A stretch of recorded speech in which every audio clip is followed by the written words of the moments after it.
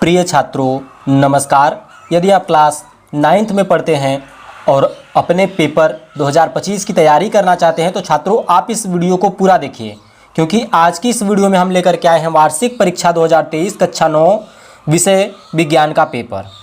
छात्रों यदि आप 2025 में पेपर देने जा रहे हैं तो आप इस वीडियो को पूरा देखिए, क्योंकि आज की इस वीडियो में हम 2023 का पेपर लेकर के आए हैं। यदि आप इस वीडियो को पूरा देख लेते हैं तो आपके 2025 के पेपर की तैयारी काफ़ी ही अच्छी हो सकती है।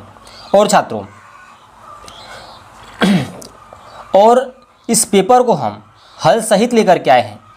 जो भी प्रश्न रहेगा सभी का उत्तर आपको इसी वीडियो में दे दिया जाएगा, और जो आपको समझ में नहीं आएगा वो आप हमसे कमेंट में पूछ सकते हैं। ठीक है, इसका समय 2 घंटा 30 मिनट का है। ठीक है, तो यदि आप पेपर देने जाएंगे तो आपको 2 घंटा समय 30 मिनट मिलता है, मतलब 2.5 घंटे का समय आपको मिलेगा। ठीक है, इसका पूर्णांक है 70, तो आपको भी शायद 70 पूर्णांक रहेगा, या फिर जो भी पूर्णांक आपके स्कूल से बनता है वह आपको रहेगा। तो छात्रों ये काफ़ी ही महत्वपूर्ण प्रश्न है, आपके पेपर में हर साल पूछता रहता है। कुछ ऐसे प्रश्न हैं जो कि हर साल पूछते रहते हैं, और कुछ जो प्रश्न है वह कम से कम पूछते हैं। ठीक है, तो चलिए सभी को इसी वीडियो में हम बात जो है कि करेंगे। तो चलिए बिना देरी के वीडियो को स्टार्ट करते हैं और इस प्रश्नों को पढ़ना शुरू करते हैं। नोट, सभी प्रश्न अनिवार्य है। खंड अ बहुविकल्पी प्रश्न। तो छात्रों पहले खंड में आपका बहुविकल्पी प्रश्न रहेगा, और देखते हैं कि बहुविकल्पी में जो है कि कौन सा किसका सही रहता है।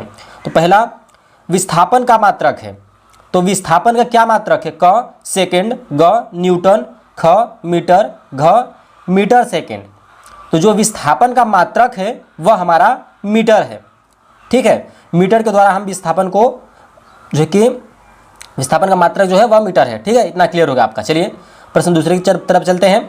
एक कार 72 किलोमीटर प्रति घंटा की चाल से चल रही है, उसकी चाल मीटर प्रति सेकंड में होगी, तो वह आपका 20 वाला सही होगा। ठीक है, जो जिसका सही है उस पर हमने जो है कि टिक भी करा दिया है, जिससे कि आपको सब कुछ समझ में अच्छे से आ जाए। तीसरा, त्वरण समय ग्राफ का क्षेत्रफल प्रदर्शित करता है, तो ये वह हमारा वेग में परिवर्तन को। ठीक है, तो इसका जो सही होगा वह ख वाला होगा। क चाल, ग समय, घ बल, तो ये सभी नहीं होंगे, ख वाला आपका बिल्कुल सही होगा। चलिए चौथा, बल का सूत्र है, तो बल का सूत्र जो है वह हमारा F बराबर ma होगा। ठीक है, चलिए आगे चलते हैं।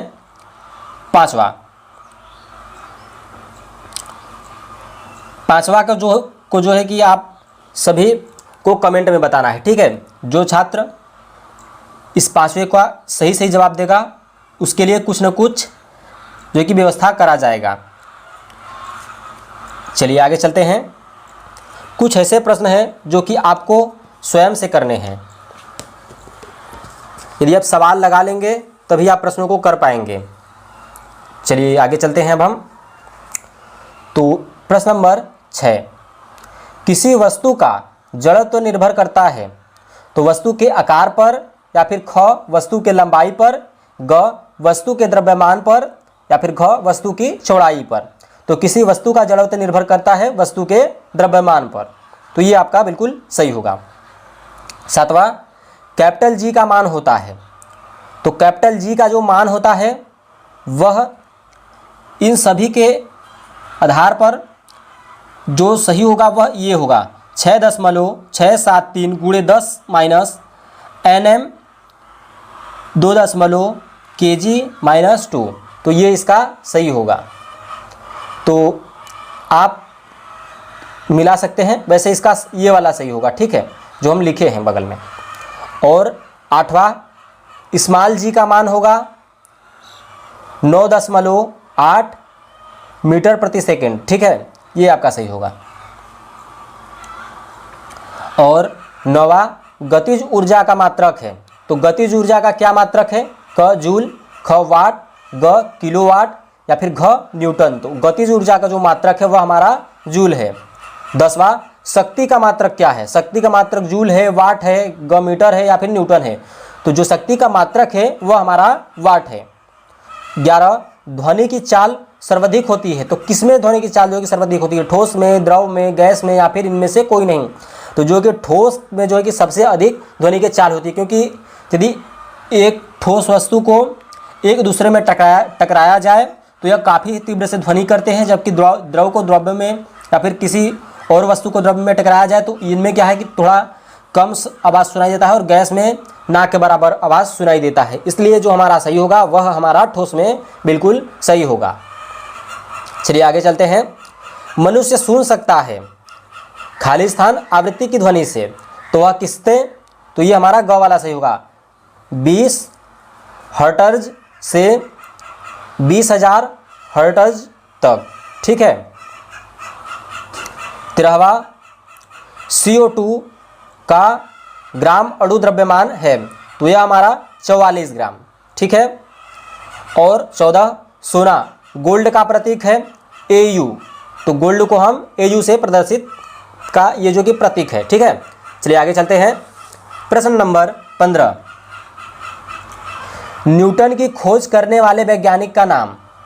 तो न्यूटन की खोज करने वाले वैज्ञानिक का जो हमारा नाम है वह चैंडविक है। चैंडविक ने जो है कि यही था आपका, ठीक है, यही वाला बिल्कुल आपका सही होगा।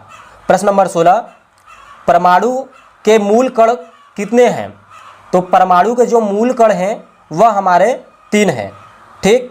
चलिए आगे चलते हैं। प्रश्न नंबर 17, प्रत्येक जीवधारी की सूक्ष्मतम इकाई है, तो वह हमारा कोशिका है। चलिए आगे चलते हैं। प्रश्न नंबर 18, मनुष्य का वैज्ञानिक नाम। होमो सेपियंस, ये हमारा जो है कि सही होगा, होमो सेपियंस। चलिए आगे चलते हैं। 19वां हमारा हेपेटाइटिस का रोग है, तो जो कि हृदय में, फेफड़े में, यकृत में, तो ये जो रोग होता है वो हमारा किडनी लीवर में होता है, ठीक है। तो इनमें से कोई नहीं, ठीक है। और चलिए चलते हैं आगे, हम चलते हैं। 20वां वायुमंडल में ऑक्सीजन गैस का प्रतिशत मात्रा है, तो वह हमारा 21% मात्रा है। वायुमंडल में ऑक्सीजन का जो है कि प्रतिशत मात्रा हमारा जो है कि 21 है। अब आपका आ गया खंड ब वर्णात्मक प्रश्न। उत्तर क, न्यूटन के गुरुत्वाकर्षण का सर्वाधिक नियम लिखिए। दूसरा, आर्किमिडीज का सिद्धांत लिखिए। तो ये सब काफ़ी ही महत्वपूर्ण प्रश्न है, इन सभी को आपको जो है कि याद कर लेना है। ये हर साल आपके पेपर में पूछते रहते हैं, कुछ ही ऐसे प्रश्न हैं जो कि नहीं पूछ पाता है। तीसरा, कार्य ऊर्जा तथा शक्ति को परिभाषित कीजिए। चौथा, गतिज ऊर्जा के लिए व्यंजक कीजिए। 5वां, रासायनिक संयोजन में द्रव्यमान संरक्षण का नियम लिखिए। आगे चलते हैं। आगे है हमारा समस्थानिक तथा समभारिक को परिभाषित कीजिए। इलेक्ट्रॉन, प्रोटॉन तथा न्यूट्रॉन के बारे में वर्णन कीजिए। चौथा, कोशिका में लाइसोसोम क्या होता है, इसका कार्य लिखिए। 9वां, वर्गीकरण के लाभ लिखिए। 10वां, स्वस्थ किसे कहते हैं। संचरणीय एवं असंचरणीय रोग उदाहरण सही समझाइए।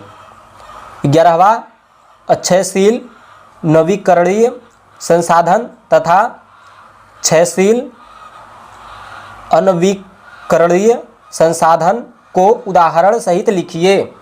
तो छात्रों, आई होप कि आपको ये क्लास 9 का जो पेपर था आप सबको अच्छे से समझ में आ चुका होगा, और जो प्रश्न आपको नहीं समझ में आता है वह आप हमसे कमेंट में पूछ सकते हैं। तो चलिए अब तक के लिए इतना ही, मिलते हैं हम आपको नेक्स्ट वीडियो में। धन्यवाद।